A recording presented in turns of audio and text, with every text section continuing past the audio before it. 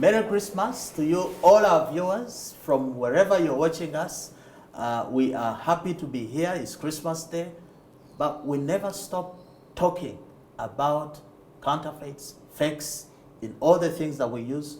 The reason because the fight against counterfeits is a fight without stopping. Because even on Christmas Day, the counterfeiter, the faker of things, has been trying to make an extra shilling from you, has been trying to ensure that you do not have safe food on your table. We have been talking about the subject of counterfeits in food for the month of December. We're looking, my producer tells me we're going into January until after the elections. Very important subject because everyone, each one of us has got to eat food on a daily basis. We are fortunate that it's Christmas Day, but we have a gentleman in the studio who is very passionate about ensuring that you have safe food on your tables for your families. The gentleman here is the Executive Secretary of the Uganda Seed Traders Association, Mr. Nelson Masereka. Welcome to the show. Thank you very much, Fred, for this invitation. We are very, very happy that you allowed to have a scientific Christmas. Your family is in Kasese, you are here in Kampala recording the show. What motivates you on this? Truly, it is a very exciting moment for me to be here on this day. And to me, it will mean a very big impact. All our viewers, thank you very much, and keep your eyes tuned on. Imagine on Christmas Day, we are discussing food, and I'm very sure everybody in his house, whoever believes in the birth of Jesus, is eating food. This will make a very transformed event in the next year. Thank you very much for inviting me. Thank you, Nelson. Welcome, welcome. Now, Nelson, people are used to talking about counterfeits in respect of manufactured things. The pen you're holding can be a fake, the shirt can be a fake. How come we have counterfeits or fakes in seeds? How is that possible? Dear Fred, thank you for bringing this topic, and listeners, if we can all be attentive to this debate, by next year we shall be knowing what to put on the table on this exact day, 2021. As he has said, truly I will be focusing only on seed. And when we say counterfeit, probably wanted the viewers who are eating food at the moment to know that what they are eating came from seed. And when we say counterfeit, what they are eating came from seed. Came from I can seed. understand if you say posho, for example. Posho came from Even maize seed. Matoke came from maize seed or seedlings. Beans came from seed. Even if it is animals, they must have got its original source, which was from seed, human being. That one, I will not go into that science. But what I wanted to look at, or to tell the members who are seeing us, is when we say counterfeit, it is an imitation of something to look like that exact thing, to look like the genuine. So that happens in seeds as well? Yes, it happens in all products, and probably by the end of this show, all food eaters will have known how do I classify a fake from a non-faked product on the market. Before we dive into the subject of faking in seeds, just tell us a little bit about your association. Those who need to know, are you a political party? What are you? Okay, it's unfortunate, it's a bad moment for politics, but this is not a political organization. It is a member-based Uganda Seed Trade Association. This association is the umbrella body of all seed companies in Uganda.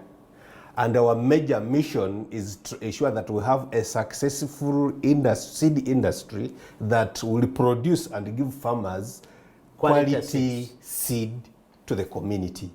And we have 37 members at the moment. We have associate member and ordinary. 37 member associations or 37 individual members? We have 37 individual members that subscribe to the association. These are companies? These are companies that produce and market seed. Then associate, these are companies that do some other related activities like marketing without necessarily producing seed. So those are the two categories of membership. This Just hold association. on. There's something confusing there. Produce seed. We know seed comes from the garden. So Yes, you're telling yes. us there are some factories which manufacture seeds? For you, we may not classify the garden. If a seed company is producing seed, I'm mentioning now my member, it is seed.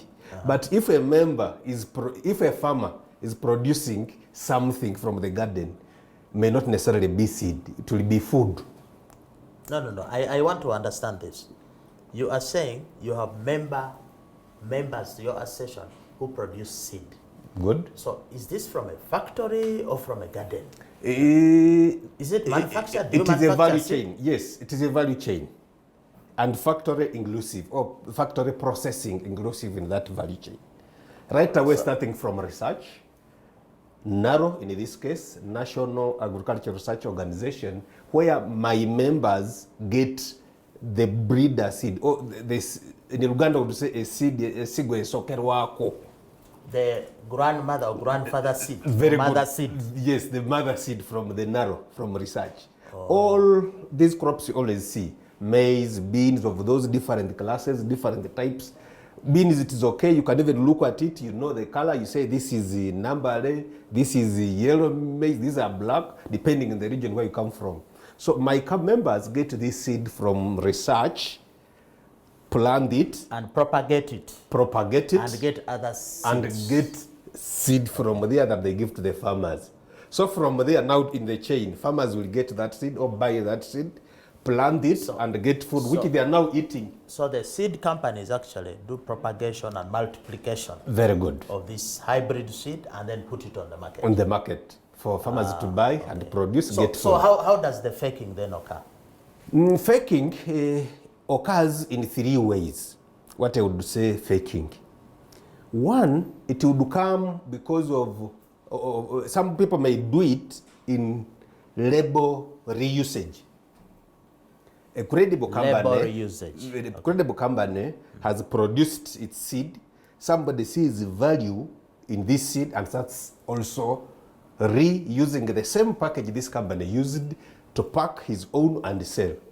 Which is not certified. Which is not certified. And this one accounts to around 10%.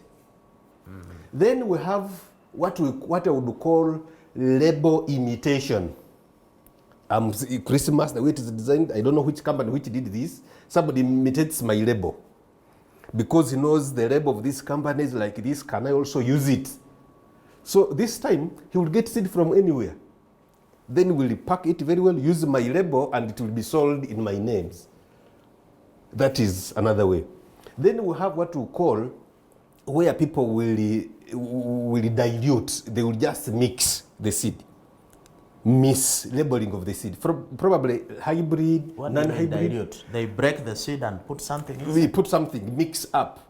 And when they mix up, they still also pack it very well using any mechanism and also put it on the market. So those are the three ways that would say, okay, somebody has imitated an original thing to make fake. And sometimes it becomes very hard for farmers. And most of the farmers, I should say 95%, have no access to this information. Me and you, extension workers of government, still have a lot to tell the farmers on how do I know that this is diluted, this label is not for this company, but I'm seeing seed there. But are you saying we don't have a regulatory framework to assist these farmers to know what is genuine and fake? We have regulatory frameworks in place. We have the Seed and Plant Act. This Seed and Plant Act actually is the one that tells us what should be done for us to get good quality seed and put it to the farmers. What is that each seed company, my members I told you, should be doing? And their processes are monitored by Ministry of Agriculture. And we have a regulation that guides. If I'm supposed to do inspection, what is that is in the inspection? If I'm supposed to process, this is now the factory that you talked about. What is that I should be having in my factory, depending on the technical, who should be in that factory, how should I bring the maize? All this is Ministry of Agriculture to monitor my members, including us, the association, because we have our code of conduct, we have our great core values that also is told in our members. Then testing. For example, if the Seed and Plant Act has told me that seed should be tested, what are those procedures that, now that's in the regulation, that should be used to test this seed? So those are the two major regulatory bodies that directly affects seed and its processes. However, and its quality also. Yes, and but do these processes you're talking about, which apply to your 37 seed companies, does that trickle down to the grassroots, the ordinary subsistence farmer who may be too poor to buy this hybrid seed? They rely on planting this season, harvest, keep some grain, and then replant it. Don't you think, as an association, you are not very... Thank you very much for such a good question.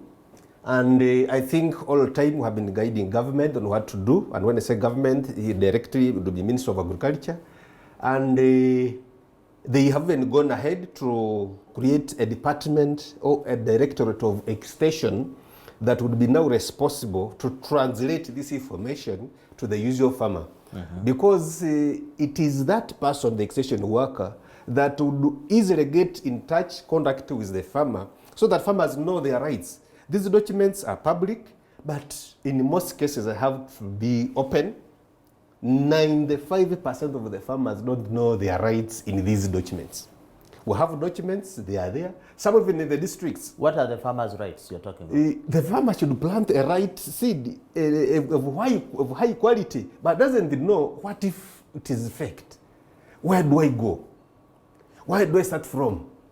So you find that we are supposed to give farmers solutions to their problems, but still they get the problems and they don't know where to go. Like we have many farmers who plant and nothing germinates.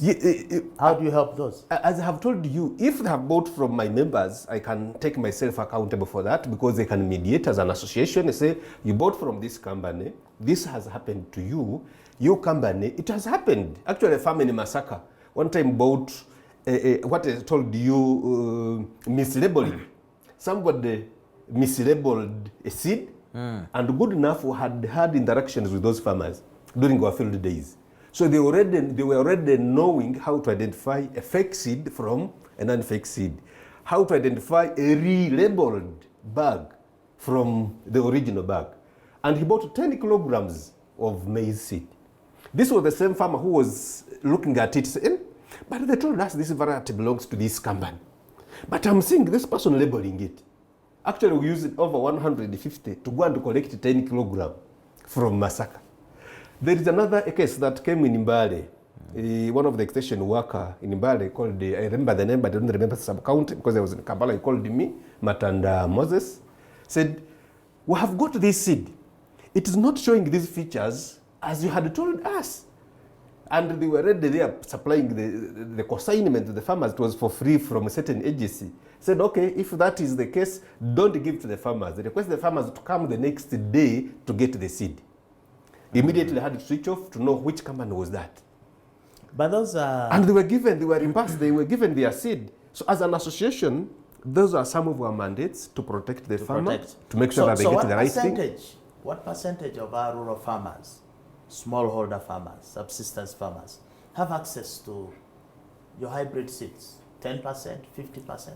And what do the rest use? Okay, who don't have access? This one I have a live example. I'm very sorry I will be telling you what has happened because I've been in the field myself, and we shall determine the percentage together.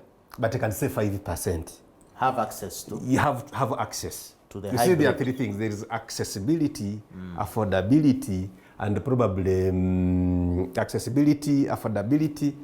Sometimes they move together, but what I saw in the field, and where I'm saying that percent, one time we were in the field with one of the doctors in Naro, and we had an interaction with 816 farmers in Kasese, in a place called Katol. We had a field day. And farmers were very eager to come and listen to what is that we can do to improve our farming. Research always tells us that when I plant the maize, I will get 100 kilograms, or I'll get 1,000 kilograms. But I have never realized this. And that's why we took the initiative to go with research in the field. Let us go and see what farmers do. So what brought many farmers, it's not only Kasese, because we had very many districts, but that one was exceptional because we were ranging from 400, 500, the other one reached up to 800. And the reasons why they came, we planted together a demonstration with them. We weeded the garden with them, and with a few, not all that group, around 10, 20. And they were asking us, why do you waste a lot of time planting like this? Why are you spacing maize like this?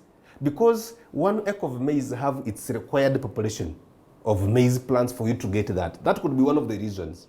Now, when we say we have a field day, these farmers invited their fellow farmers. So when they came, we asked them these questions, as you have asked me, and that's where I drew my conclusion.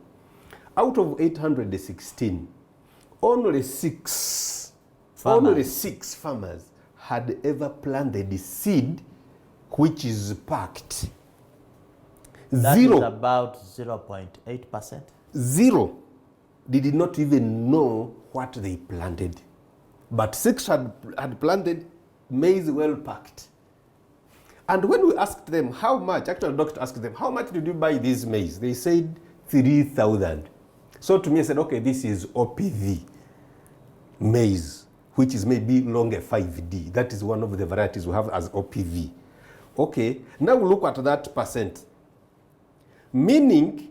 That is about 0.8%. Almost. Those are the people. 816 yes. And only 6. And when we ask them... Less than 1%. Yes, what do you always do? That sometimes the government gives us 2 kilograms, 5 kilograms, and we do not know that this seed is somewhere to be So don't you see that as Executive Secretary of the session, you have a lot of work you have not done? True, yes, we haven't done it, but sometimes as government also, yes, I take the blame. Marketing is one of the tools that is very expensive and we can deny it. Yes, we benefit from it after a long period of time. But the reasons why we have put extension systems, this is among them. To explain the products that we have, that Narrow has generated with its attributes to the farmers. And this one will trigger demand. Hey, they have said there is maize which are drought tolerant. How do I get it? How do I do this? So that we link up. And actually, as you have said, for the last 3 years, I don't sleep to make sure that farmers get information. Last year, in one season, I managed to attend to 2,515 farmers, including the other 816. And it is Corona that interfered with Nelson, our let's activities. leave the farm. Christmas Day, people at home, they're going to have dinner. Your educated assessment or guess, how much of the food that we're eating around here today is coming from a hybrid seed? Is it also 1%? Or no. Most of the food is coming from where? Most of the food, which as kind I of said, seed? The hybrid, so far, the usage. As an association, we value it at around 25% hybrid usage. And the OPV, it is around 75%. That's the ordinary? That is the ordinary. Then the one you plant one season and then replant? Okay, what do you mean by ordinary? You see the local farmer, they run in the village. They have their own... Yeah, they after harvest, they'll keep some. Plant. Okay. Okay, now... That's what I'm referring to. Not your expensive thing with hybrids. It's not expensive, but there is value attached. If I give you a good variety, you plant it, you have bought a kilogram at 8,000, you get your 2 tons, that is 2,000 kilograms, that money will be recovered. You get higher. But the ordinary farmers, the ordinary varieties, it is no longer these days. The way how longer days was, it is the same according to us. But what you have to do is to move with science. And if you don't move with science, then you remain where you are. When I grew, I'm 40 years, I remember you sending me to the neighbor was a very big challenge. Moving from this house to that house was a very big challenge because it was associated with bush associated with darkness, and they couldn't move. So meaning your land would be very far from mine. And this is science. We have gone through days where old farmers ask us questions. But why is it that what we are producing is not the way how it used to be? We would reserve our crops, we hang them under fire, plant them the following season. But science has changed. Globally, global warming has come in. And look at maize, for example. Pollens of maize can move as far as 400 meters. And from one garden to another. And remember, pollen is the one which produces. And May cob, it is the female. That one which we eat, yes, it is the female. And the male part? The male part is those flowers that bears the pollen. And a May, I have seen it as a generous crop that will receive pollen from anywhere. For it to receive, it's not like beans, it's not like soya, it's not any pollen that is coming, it will just come and it will receive it and fertilize it. So if the pollen from a seed which was fake crosses to, tell me what happens there in the cross pollination? So there's a lot of contamination. Your neighbor you are planting, I don't know the variety, I'm also planting. So if your neighbor plants from a fake seed, it can affect your genuine? Yes, it will affect. Yes, it will affect it in the next generation. Because it will pollinate. Yes, it will pollinate the other one. And for you, when you harvest it, plant it, you will not yield as expected. So when we say plant the maize, harvest, sell, eat, go to market, plant, harvest, eat. Then you start getting questions. You say, no, what is this? It is not like the way it used to be. Land has reduced, population has increased, and all those scientific characteristics happening in the air, we cannot stop them. They're happening. But we have to say, how do we cope up with the situation? So what has been the impact of these fake seeds on us generally? Actually, it has created a very big impact. Now, for example, the business. For us at the business level, people have lost confidence in the products of seed companies. They just feel that anything they see packed, it is fake. When it is not necessarily it is not even fake. And that one sometimes it triggers our brain. And people have lost money also. Because you invest in we have invested a lot of money. Seed is not bought. Very little goes to the market. Is it the awareness? Is it the what? But I have told you what about health? Contributes the health of the people. Actually, even health, nutritional values in some of these crops, like long 5D. It is a variety of maize. There's some varieties which have been developed called just Nalongo, Salongo, because some people would say because it produces true cobs. That's what it is called so. But it is giving out true food values to the body of somebody who is eating it. So for example, if you don't have access to that, then it becomes a very big problem that you may not get those values. Look at beans.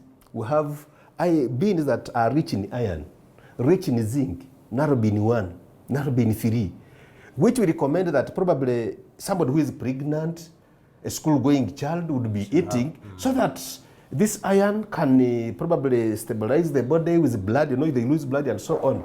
But if it's fake, that wouldn't be there. It wouldn't be there. You've talked about school. That's a very sensitive area.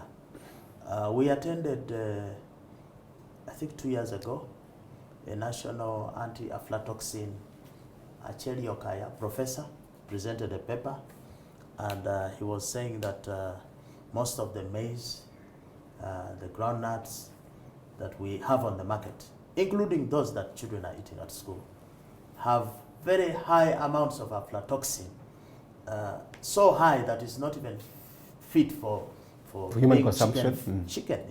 Okay. Even chicken feed. What is your experience with these aflatoxins with your member associations in maize, for example? Seeing us, a lot of traders, I don't know whether they are members, are found of unethical conduct. They like to supply maize and get a heavy weight, so some will put stones there, some will supply the maize with high moisture content because it's heavier. How are you dealing with the issue of aflatoxins? Aflatoxin probably comes in at different stages. One, it may be a soil-borne problem, like sometimes they say it is high in nuts, high in maize, and so on. And even the management. Post-harvest handling issue. It's not now I'm coming the way to. You store. Yes. Now that's what I'm going through. Now what happened is, how does even the farmer that is drying this maize, that's drying the beans, handling it? I've moved along roads. I find people putting maize on tarmac road. Some people put it in soils. Actually, I was very happy with Mubende. They have created an ordinance where they find a farmer drying maize on the new roads we make. The farmers put. they put. They say the roads are cleaner than the soil. But what is passing on the road? You find even people are just stepping on that same thing. And for them, what would happen is, if they find you, I had over the radio announcing, if we find you are drying your seed on the bare ground, you should be arrested. And extension workers were implementing this. And those are some of the initiatives that probably the project which the Ministry of Agriculture is handling, the Agricultural Cluster Project, that these days they're even giving taplings to the farmers to minimize the chances of those products being affected. How those are things that this maize is from the roadside. No, those are the things that you cannot just measure by your eyes and say, this one I can know like this. It's not like us seed. For us in seed, you can know that this is a fake or counterfeit or not. Then another thing which I would like to appreciate, there is a project which NARO is working on to make sure that they develop, as I told you initially, that they are the developers of varieties. They are developing varieties that are tolerant, that are free from aflatoxins. This is a project and I'm very happy with it. And for us, when they come up with a product, it is susceptible to evaluation, then to release committee where you stay, where I'm part, then we shall be able to say, okay, I think these are now the free varieties that farmers should be using. When you talk about projects, we see a lot of four-wheel drive cars, project this, agriculture this and that. People tend to feel that these projects are about those cars, not about what they say that they'll be doing. Extension, improvement of this, production, project after project, but we are only getting a worse situation in the food sector. The food is becoming less and less safe. Where do you think the problem is? The problem, as I have told you, the dynamics of changes that they are moving on and on. And I even said we have to move with science. We did not know that these aflatoxins would be there at this time. Maybe we might have even started a long time. The fact that science have recognized that is there, they have also looked for ways of how do we manage it, as I've told you. Probably we don't want you to look at a project in terms of maybe something like vehicles and so on. But that's what we see. But we see the vehicles and fake food. But what I want you to look at is there is research going on, like other researches which have been conducted. I've told you NARO have released varieties which are drought tolerant, high yielding, but probably farmers are not aware of such. And as key people that takes our farmers' problems, they have to look for solutions. Farmers' problems are yield. Farmers' problems are drought. Farmers' problems is now aflatoxin, as you were saying. And we always put this burden to research. You make some research on how we can survive with this or how we can eliminate this one from the community. So there is some work going on, and probably may not go into details into aflatoxins and so on. We had the chance and shared that document. It is a problem. We cannot avoid speaking about it, but farmers, I recommend that they use all those moderate methods they have told them to reduce the problem. You know, for us, we are consumer-centric. I notice every one word, the next word is farmer. So you replace it with consumer. Because consumers, the farmer produces for the consumer. The ultimate end user is the consumer. It doesn't stop at the farmer. Yes. So if as an session, you can also put the consumer in the middle there of your agenda. But consumers, of course, consume various foods, a variety. We are a food basket. I think we are now turning out to be a food basket of fake food, because we are not even accredited to the International Seed Traders Association. How come Uganda, being a food basket for the region, we don't have accreditation to the international body, yet Kenya is? I think Rwanda is going to get accreditation. Yes. What's wrong with us? Actually, these are some of the interventions that we are opening up to Ministry of Agriculture that would affect business and it would also affect quality. And they're very happy they are receiving our waves positively. Yes, we are not internationally accredited by the seed body worldwide, but there are some interventions even last week, but we had a one-to-one with the commissioner and some inspectors. We had actually a meeting. The association met Ministry of Agriculture, the National Seed Certification Service. And the purpose of this meeting was, what is the way forward? This is a very big problem. We went to Parliament about the same. You people allocate money for this and this. Allocate. It's a very sensitive issue. And the feedback they gave us in that meeting, actually we had that meeting on 8th this month. Commissioner reliably told us that the work is going to start. That is the primary stage. Because for you to be accredited by USTA, there are very many audits that must be done, whether you comply. And one of them would be the staffing. Do you have seed analysts? That one we passed. Actually, we have more than enough under Ministry of Agriculture. The requirement is true. As I speak now, Ministry is having 4. And we have been engaging them with these processes since. Then what next Nelson, is... I'm sorry, I'm impatient. Because the Plant and Seed Act was passed in 2006. How many years ago was that?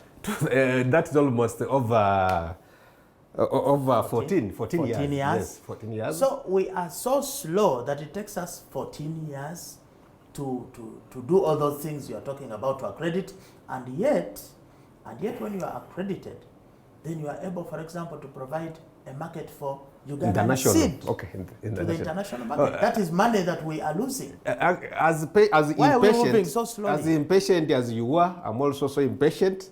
But time came, sometimes I had to go slow. Maybe I don't know your background. Probably they always tell us that is how government moves, moving slowly. There's one time even asked if there is a problem with this law or this regulation.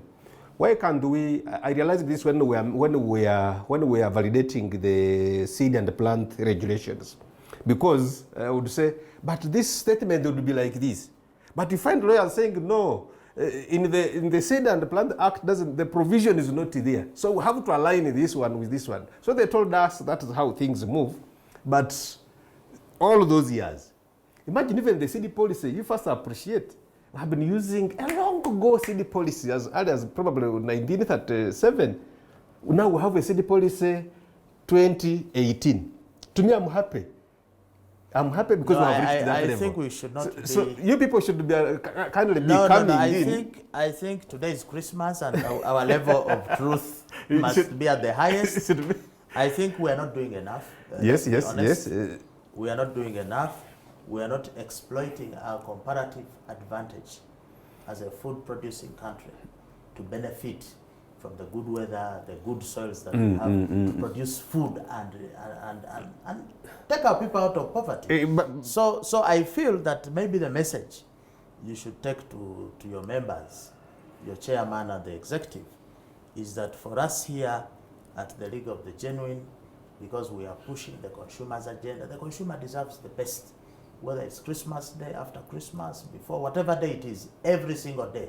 We deserve the best. And food is a very central thing. And you being key stakeholders in the food value chain, in the food production chain, I think we are saying, can you give it a bigger push? Very good.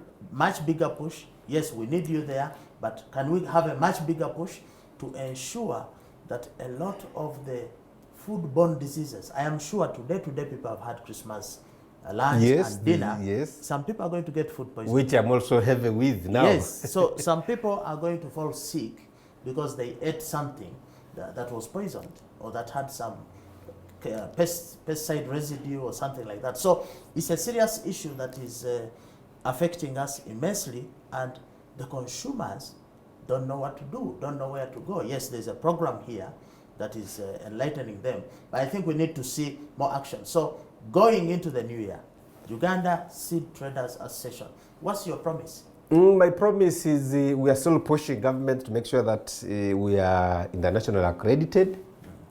With the promises they have made, we are happy.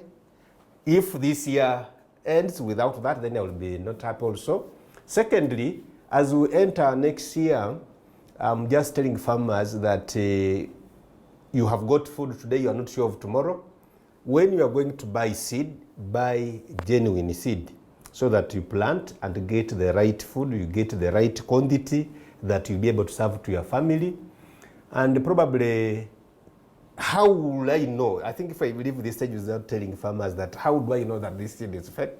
I would have not. I would have not. How you'll know? That's the differentiation. Differentiation. We have Dantani here who Yes. says the first D, differentiation is a problem. How do I differentiate? Everybody is eager to know. How do we differentiate? No, how to differentiate seed? A farmer, when you are going to plant, I know, and when I say farmer, I'm meaning consumer in my context of language. And when a farmer is going to plant, one, you should have in your mind that you buy seed, whether beans, whether maize. And when you have that, then we go, how do I identify the seed?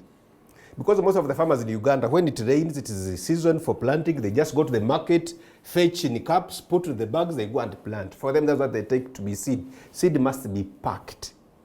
We have been discouraged, even under the law, the regulations, that farmers shouldn't be buying seed that they scoop from bags. And we encouraged the members, even the law, we have already put in the regulations and the policy. Let us pack small seed sizes, kilogram, 2 kilogram, 5 kilogram and above. So we want the farmer to buy a kilo, should pick that and go with it, not scooping from any bag. That is one way to control counterfeit. Or that's one way to see that the seed either is fake or not. The pack you are buying should be labeled. And when it is labeled, it should be mentioning the company, it should be mentioning the seed lot, because all of them on that bag, and should be mentioning when that seed is expiring. That one makes you, it gives you some level of guarantee. You get a receipt from the person selling you. But 5 kilograms and above in maize, there is a specific label which government honored. President ascended to this label, call it a quality mark label, blue certification label, that was launched on 14th of July 2017 by the president, and actually he even said all consignments supplied under Operation Wealth Creation must be having this. And I've been telling extension workers, district agriculture officers, not to give any seed to the farmer without that label, because that label guarantees the farmer. Actually, I am having one of them here. These labels cannot be faked in Uganda because we bought them. They are like this, probably. You made them South Africa? Yes, from South Africa. And this label, it is like a receipt. We cut it like this. So this is the part, the label that is put or sticked to the bag which the farm is buying. This is a government label. And this one, when you look at it, all the information that a farmer needs are here. A farmer is not supposed to throw it. Keep it very well. Not until you have got satisfaction from the seed that you planted. Since 2016, we have been using this, and now no company can sell seed without this label.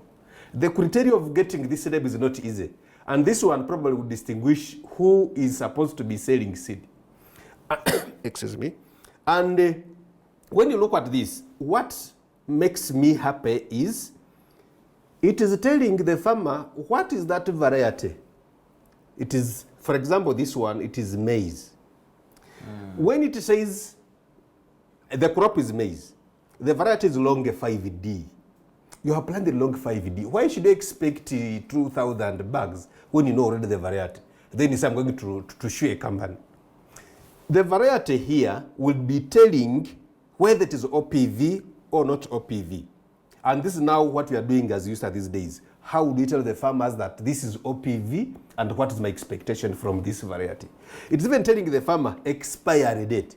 Seeds expire. Seeds expire. What's the expiry? Expiry date of Shelf maize, life. shelf life, I've said it is 1 season. And hybrid, strictly 1 season. OPV, it is 2 seasons. So when I have indicated here, when this seed was packed, you are supposed to look at it. Is it still viable? Valid or not? Or valid or not?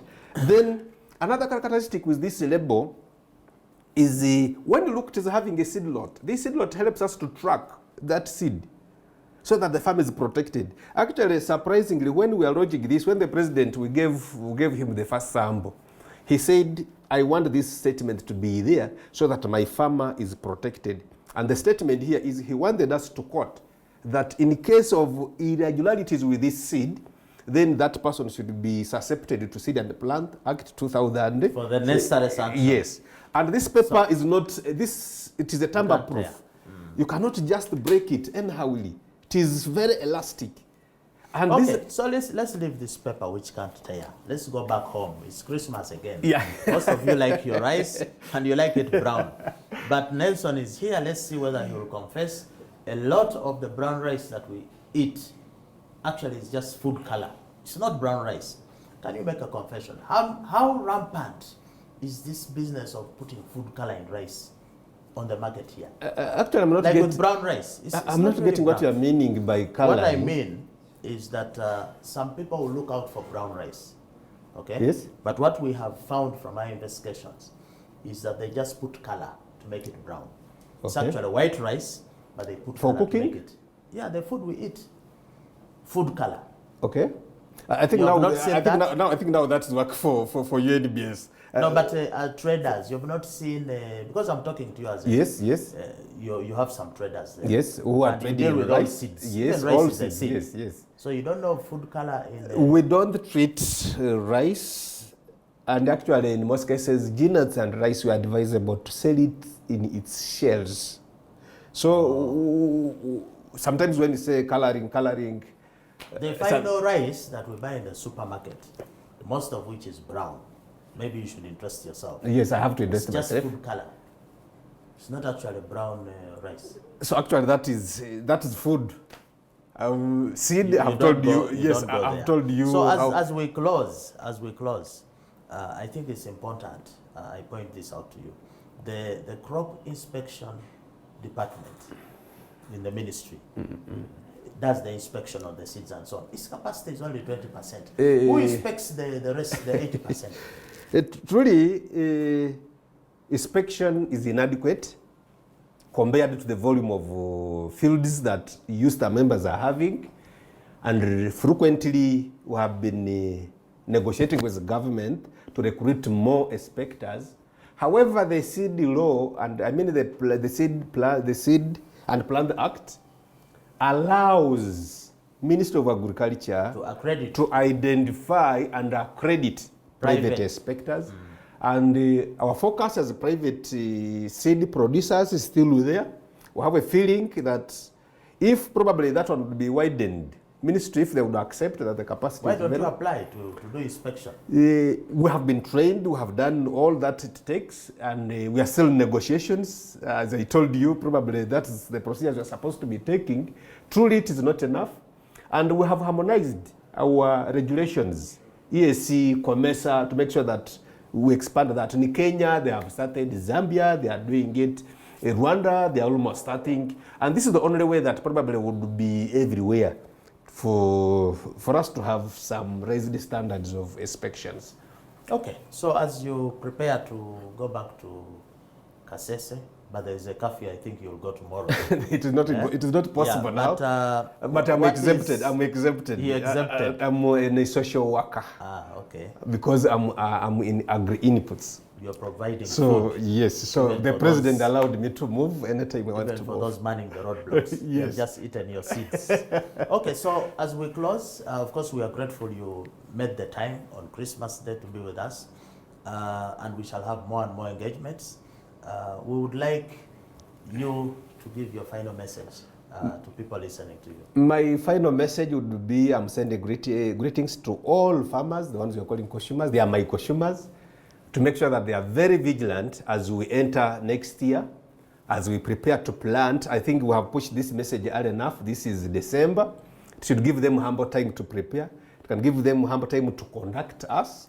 It can give them humble times to consult, probably on how to get good seed. So I send greetings to them. I send to my family and all our stakeholders. That means a lot in this cause to make sure that we provide seed to over 40 million Ugandan people who needs to use this seed. And the Congolese and Sudanese who take our seeds. Yes, we take seed to Congo, to South Sudan, to Burundi, to... Okay. I send greetings to them. That marks it for today. Special Christmas show we've had from the League of the Genuine, a continuation of our series on food fraud or counterfeits in food. This being Christmas Day, we don't take it for granted that you've spared the time to be with us. Our promise is that we shall do as much as we can to give you the necessary information for you to make informed decisions about what you buy, what you cook, and what you eat with your loved ones. Counterfeits are lacking all over the place, and it is our primary responsibility as consumers, as human beings, to protect ourselves before we ask for help or protection from others. So until then, enjoy your celebrations, Merry Christmas, and see you next week.